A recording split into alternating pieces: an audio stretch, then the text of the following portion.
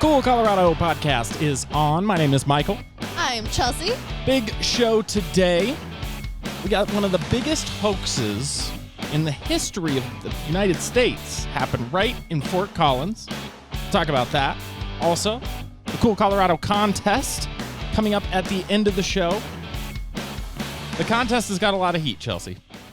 People are upset that we call it Are You Native Enough? Because they don't like that we use the word native because of the connotation for, indigenous people. You see, I got it right that time. Yes. But we don't mean anything by it. What we like to do is a little Colorado trivia.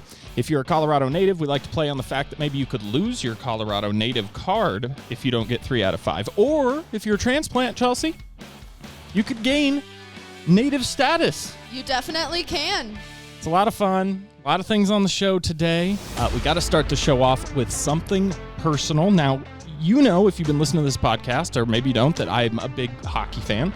I go to Colorado Eagles games over here in Loveland at the Blue Arena. Used to be called the Budweiser Event Center. And the other day, I was in the bathroom, and I made an executive decision after doing a number 1 to not wash my hands. The countertop was full of people. I didn't want to wait. And frankly, I'm a clean person. Does that bother you? It doesn't bother me, but I gotta say, it doesn't bother me because I love you, but anyone else, wash your hands. You're just being nice. I am being nice. Well, a guy stopped me. He didn't stop me. He turned to me and kind of looked, and he goes, "What, you don't wash your hands?" Oh, no. What did you say? The look on your face. You know the kind of person I am. Yeah. I said, "Hey, man, I don't pee on my hands," and I just walked out. he looks kind of like, me neither. I bet he did. So my question is, Chelsea, do you wash every time? Yes, I do. Every time. Why? Even if there's a porta potty or like I'm out in the middle of nowhere, I will find creek water. I will find. All right, let's say it's a midnight showing of Batman. You're in a Colorado theater. You're in the bathroom and gunshots ring out. And people are like, "Get out, everybody, get out." Are you stopping to wash your hands at that point? I might stop and wash my hands for a quick second. What if you got a, Rocky Mountain National Park off-trail tinkle? How you washing your hands then? It's, well, I come prepared. That's what I do. I come with some Germex hand sanitizer. Oh, you are prepared. Boy. All right, let's say, what's another issue I would have? A really nasty gas station bathroom. See, you're a woman, too. You guys got to sit on everything. That's awful. Is there a move for that? Do you hover? I hover. Is there a hover? You have to hover. Yeah. No one sits. Yeah. No You can't sit. You don't sit. No, you can't sit.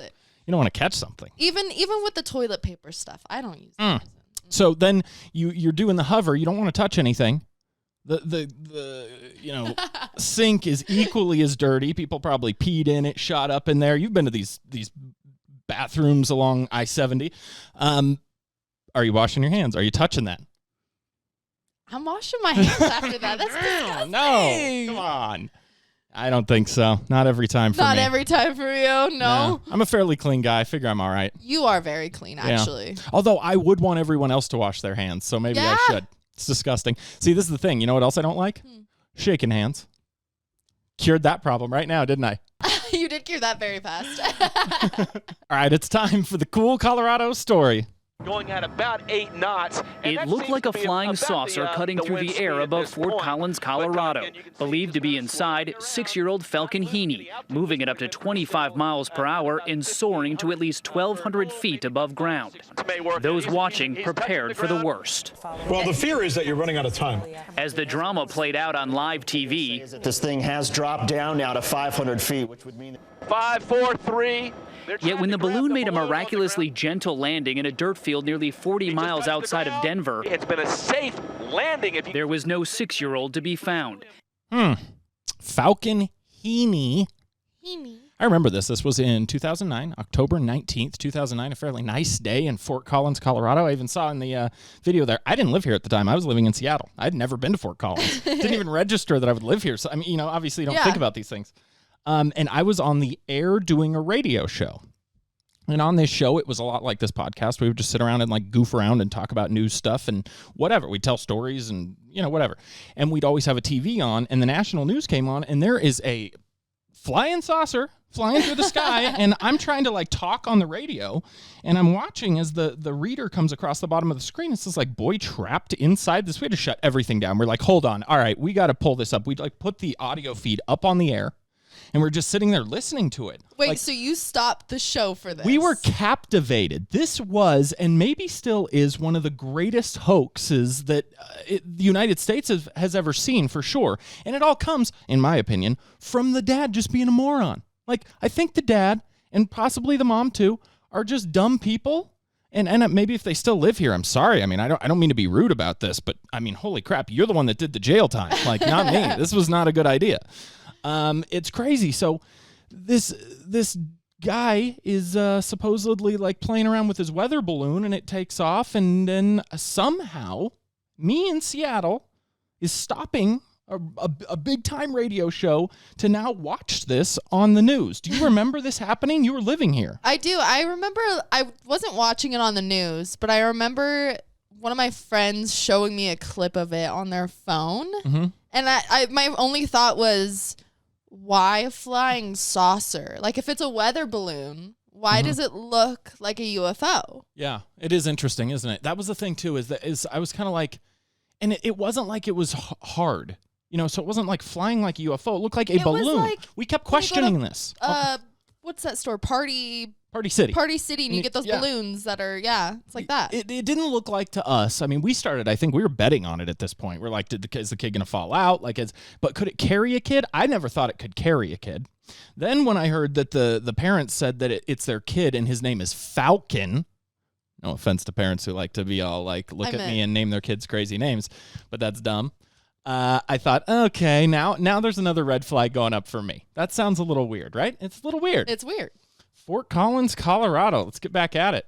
At first, it was believed the boy was never in the balloon, but then the sheriff's department revealed that Falcon Heaney apparently climbed into a box attached to the balloon, but that box was not seen in any of the video and not there when the balloon landed. Interestingly enough, it landed like 40 miles outside of Denver, but northeast of the airport. That's nice, like right out in the middle of nowhere. Yeah, but this guy is kind of a scumbag. Will you pull this up on Wikipedia? There's something about the response. I believe the military sent helicopters up or something. They sent aircraft up to like track this thing. I mean, it was a big deal.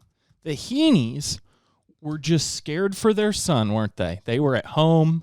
You see like in movies when kidnappings happen, they're surrounded by all the police. Mm-hmm. Just innocent victims here. Son climbed into the thing and nobody knew where he was. I had questions. That's all I'm saying. I had questions. The ordeal began when Richard Heaney, the boy's dad, was reportedly testing his weather balloon in the backyard. Falcon's brother told officials he saw the boy get inside and float away. Two of the boys were up on the roof of the house with a camera saying something about their brother having, left on, I thought it was an airplane. These neighbors, boy, he's marbles in his mouth or something there. That was rough audio, but I guess it was 2009. That doesn't feel like it was that long ago, by the way. Yeah, and it was the Colorado Army National Guard aviators that were searching. So they went up in the sky? Yep. Wow. That's crazy. Realistically, a boy in a tinfoil. But nobody knew it was tinfoil. Well, looking. Yeah, okay. Balloon up in the sky at that. If he falls, he's dead. Well, how hot was it inside the balloon? I don't know. And was it breathable in there? Like, did he have, we didn't see, that was the other thing I was always watching as it was moving. I was like, you would see a child moving around in it because it wouldn't fly just nice and flat. So we're like, man. And then it started coming down, right? It lands and there's no kid inside it. Falcon Heaney is missing. I bet Falcon Heaney's pissed that I'm doing this. He probably works at like what's the sandwich place that we like that has all the weed puns? Cheba Hut. Cheba Hut. He probably works at Cheba Hut. But as it turns out, the little boy was hiding in the garage the whole time. That's what I'm told, is an attic in the garage. The Heenies are no stranger to the spotlight. Recently, You don't say. You don't say. Here we go. See, this is, and then when I started hearing this, I thought, okay, this is crazy talk. Recently appearing on the reality show Wife Swap. I've been listening to your nagging. You're moaning, you're groaning all day long. Richard Heaney is a well-known weather chaser who says he believes in extraterrestrials. No, am I nuts? Am I crazy? And the boys have several videos on YouTube. It's almost like, well, in a weird way, they were sort of early personalities, sort of. They were trying to make online videos and stuff, which you can't hate on them for that. No. But calling in public services is where you cross the line. Well, because that's their some of them, that's their free time. Right, exactly. Or they could be saving someone's life with what they're doing there. But that was one of the charges. I read it. You can pull it up on Wikipedia. It was influencing a public servant, I think. So you're like, essentially, it's a crime to trick the police and tell them. It'd be like if I called in a bomb threat somewhere. You can't do hoaxes like that, right, that involve government and public service. Richard Heaney pleaded guilty in 2009 to a felony charge to influence a public servant, and then his wife got misdemeanor for falsely reporting authorities. Okay. What was it? Do you have the time on those? How long? Richard Heaney got 90 days for his felony, and his wife, who wasn't an American citizen, actually, got 20 days. Oh, and if you get in trouble, if you're not an American citizen, you could get deported. So they're probably pleading down, and they're trying to hold it all together here, right? And they're trying to figure it out. They're thinking this guy. Listen, if you see the video on YouTube, in the clips that we just played, you can see he's wacky. I mean, maybe he's a good guy. I don't know. I don't know him personally, but in the clips that I've seen, he's wacky, and he did a public hoax. But maybe somehow they're still thinking like this is going to be the show. We're going to get a reality show. Reality shows were huge then, though. 2009, that was a big deal. Yeah. I mean, do they even do like Road Rules or any of that stuff anymore? Or like the MTV, what was the house one? They always did like a house. Housewives. Well, no, I think that's a newer one. It was people are house swap, wife swap. No, they put a whole bunch of people in one house in a city. And then they all had to get along, and it's like the most famous reality show ever. It's like the reality show that started reality. To date? To date. It's MTV. I feel like I should know this. It's not a Britain. Real World. Real World. MTV Real World. Yeah. That was one of the most famous ones of all time. Yes. I don't even know how the hell we got to that. What was it? Oh, because they thought they were going to get a reality show back then. See, that was 92, but the Real World went on for years and years and years. It didn't quite happen, and I think that the cover was blown. Well, let's finish this first. And it's a good thing they found him when they did, because they had planned to launch helicopters this evening with night vision to continue the search. So, Katie, a lot of relief there in Fort Collins, but my guess is that little boy is heading for a rather lengthy timeout. I like that line. I got to give it up to this guy. Who is this? Who is this guy? I can't tell. It's like national news, CBS National News. It got a lot of publicity. It got a high school actually created an entire musical out of it. Really? Yeah. Now this famous hoax is a play at Monarch High School in Louisville. Kristen Scovera got a sneak peek this morning and brings us more on Balloon Boy, the musical. I gotta be honest, I love this. It's creative. I hate to say this. What? But I have to. It just kind of reminds me of the Dude Dad family. Dude, they would totally do something like that. I was thinking about this earlier. I was totally thinking about that earlier. I was like, oh, this guy just rebranded himself and now he's Dude Dad. Now he's Dude Dad. It's kind of how it feels, which is funny. It's final dress rehearsal. The weather balloon is not yet inflated, but cast members at Monarch High School are pumped about Balloon Boy, the musical. The show is unique, it's new, it really has a lot of cultural references, modern day cultural references, and it's quirky and it's fun. The play. I'm gonna be honest, it looks awful. And I'm not just being biased because I do hate musicals. There is not, you want to Guantanamo. If you want to Guantanamo me, just strap me to a chair and make me watch a musical. I cannot deal with it. It's the facial motions. It's too much. That's how I feel about football. But that is crazy that this became such a cultural thing that it even went into a musical at Monarch High School. I mean, it's pretty wild, right? But the one thing they may have, I feel like the Scooby-Doo thing, I don't remember how exactly he says that. I might have got away with this too if it wasn't for you kids, you crazy kids or something. His kid gave him up.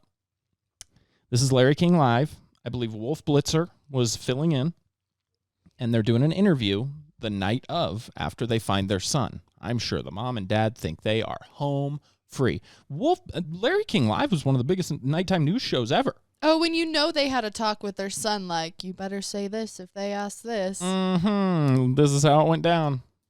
We had believed 100% that he was on board. And Falcon was really in the garage this whole time. I don't know if Falcon can hear me, but was he, because I know at some point he fell asleep in that garage, but he was hiding out because he thought you were going to punish him for something that happened earlier in the day. Did he hear anything? Did he hear you screaming out, Falcon, Falcon? Should have never put the kid on the news. Should have just, the story was already too elaborate. And he's got three boys within like a year of each other. You'll hear this kid talk. He's young. How old was he when this happened? Maybe 6? Something like that? Yeah. It's crazy. I would have just said, I would have totally sold it myself and just been like, yeah, he's not up to it. Sorry, can't be on the news. But I'm here to tell you all about it. He's asking Falcon, did you hear us calling your name at any time? You did? You did? Did you hear his mom? She's like, that wasn't the right answer. Oh, yeah. That's not what we told you to say. Yeah, that's not what we talked about. You did? You did? I was like, man, when I first saw this, I thought, here's where it all comes falling down. I wish I was in the courtroom when the attorney was playing that video to the judge. Like, Oh, yeah, he's done. Why didn't you come out? You guys said that. Oh, sorry. I pushed the button. Hold on. I'm so excited about I was this. like, what? I'm so excited that this kid busted his dumb parents on national television. Like, it makes me so best. happy. Yeah. It's so good. You guys said that we did this for the show. You know, the entire newsroom, when that kid said that, they were like, high-fiving each other back there. They're like, this is the best thing ever. Like calling everyone they know. Yeah, and then, of course, it's going to get awkward because the parents now are like, they're on live national, maybe international television. You guys said that we did this for the show. Man. No. You didn't come out? No. Dude had nothing ready to go either. What surprises me is that knowing this, and Jared Polis knows this. He knows. He pardoned them. He pardoned them. Yeah. And in a way, like, the sympathy side of me is like, okay, yes, because this did ruin his reputation. He was having a hard time providing for his family, finding jobs afterwards. He actually ended up moving to Florida. They live in Florida. Yeah, I bet. You got to move out of the neighborhood when that happens. Move out of the state. Yeah, exactly. You're going to make a run for it. It was really nice that Jared Polis pardoned them, but at the same time, like, listening or watching that clip and listening to it is like, I'm pardoning someone who, like, he had to think about this. I'm pardoning someone who openly admitted to making this big hoax, and I'm like legally pardoning them. Like, yeah, I mean, my thought is, I was wondering about that too when I read it earlier. I was thinking, well, what's a pardon really have to do with anything if in fact the person is already done their time? Like, you would think a pardon would be so they don't have to go to jail or whatever, but I think probably what it is that it's not on his record. Yeah, he doesn't have, when he goes to get a job, he doesn't have to file as a felon or whatever. Do you have to do that? If you have a felony, Yes. do you have to put that? Okay. Yeah. I don't know. I don't have any felonies. That we did this for the show. Man. They're freaking out right now. You didn't come out? No. I heard what he said, but I'm sure not. It wasn't really clear. What was his reasoning why he heard you screaming Falcon, Falcon, and I'm sure he heard his mom screaming Falcon, Falcon. But why didn't he come out of the garage at that point? Well, whenever we tell him things like, it's a bad thing to do, he does go and hide. He cowls down. And, boy, like if we go to the store and listen to the defeat in that man's voice. Okay. Yeah, he was so, like, you could tell he's like, covers defeated. blown. I hate my kids. I hate my family. I hate my life. Why did I have kids? Allegedly. And he wants to buy some candy or something. Now what are we talking about? I tell him no. So he's always behind. I mean, the other boys are always telling him, hurry, Falcon, hurry. So he does tend to do that. Honestly, this is just embarrassing too. Poor kid. I would have to move to. I'd be like that. If I did something stupid like this and our kids had to go back to school, you'd be like, we're moving. Yeah. Going to Texas or Florida or something. Private school.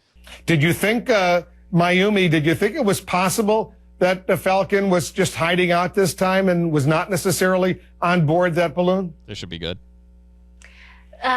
We searched any place, even in the small drawers, and possibly Falcon can fit it in any part of the house, and we couldn't find him. Also, we searched our kids' friends' houses. He might be visiting. It's just taking everything in me not to do an accent, so I'm not going to do it. I'm going to be good. But when she's like, we searched it. We searched in the drawers. I thought about, like Disney movies when they like stack the little kids in drawers. Like, what are you talking about? What are you guys talking about? How did that go so far off the rails live on CNN? It's crazy. It happened right here in Colorado. One of the biggest hoaxes of all time. Shout out to Jussie Smollett for coming in a close second. It is time now for the Cool Colorado contest.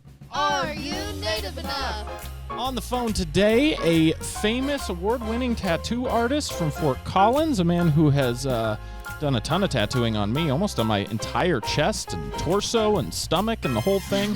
A man that you could trust with a needle in his hand, Todd Showdown, ladies and gentlemen. What's up, guys? Hey, buddy. How are you? Doing excellent. How are y'all? We are doing good. Now, are you a native or are you a transplant to Colorado? I'm a transplant since 2017. And did you live anywhere before coming here, or was this like a one-move situation? I just came from where I'm from. I'm from the southern part of Illinois, actually not far from Nashville, Tennessee. Oh, very cool. Oh, nice. I forget that stuff out there is so close. People say Illinois, and I don't think Tennessee, but it all kind of comes together over there. Yeah. I'm like right in between St. Louis and Nashville. Oh, it's awesome. So what brought you here? A better everything, better opportunity, more sunshine, better people. We loved everything about Colorado. Well, that is awesome. Todd Showdown, you can find him. Where can people find you? Give out your website. Instagram or www.toddshowdown.com. All right, the way it works is you get 3 out of 5 questions correct, and because you're a transplant, that would mean that you would then get the native sticker on your car. You could go around and you could tell people that you're from here, and they can't even question you about it. And now, as Chelsea was saying, if you are a native, this works the other way too. If you can't get 3 out of 5 correct, you could lose that native status. Todd Showdown on the horn. Chelsea, hit him with number 1. Alrighty, Todd, what Colorado mega brewery can you tour in Golden? Would that be the Coors Brewery? All right. Yes, it would. Yep. Good job. I'm impressed. 1 for 1. All right. Alrighty. Okay. Question 2, which Colorado city is home to the United States Air Force Academy? Oh, is that Colorado Springs? Hey, nice. All right. 2 for 2. Boy, he's killing it. Mm-hmm. Question 3, which Colorado ski resort are you most likely to see a celebrity? Oh, probably in Aspen or Vail, right? Aspen, yes. Aspen is there it is. 3 out of 5, right? You got your native card. Boy, that was easy. Man, you killed that. I mean, Todd's a guy, he sits around and just talks to people, Colorado people all day. Yeah. You'd imagine you pick up a lot of this knowledge. You want to finish this? You want to do just 2 more questions for fun? Yeah, let's do 5 questions. Give them to me. All right, here we go. Oh. Which ski resort holds the price for the highest lift ticket in the state of Colorado? Is that in Breckenridge? No. She tricked you. Damn. Aspen, yeah, hold on. Aspen. Hey, that's okay. That's all right. All right, and 1 more. You got 1 more for him here? 5th question. Good. What is the name of an award-winning traditional tattoo artist in Fort Collins? There's a guy named Todd Showdown you should check out. I like it, buddy. I got to get back in there and get some more work done. I'm sure everybody says that to you, right? It's go time. That's go time. All right, my man, you are officially a native. I appreciate you coming on the show today, and we'll talk to you soon. All right. See you guys. All right, brother. A good guy, a great tattoo artist, and a guy who takes his art seriously, which I like. He cares about how it comes out. You're not going to go to him and just kind of be like, man, I hope this guy's having a good day today. No, he's having a good day because he puts the work in. So go check him out at Todd Showdown. As for us, we are online, all socials everywhere, at Cool Colorado Pod. Follow us, like us. If you want to play the Cool Colorado contest, send us a DM. We'll get you set up. Make it happen.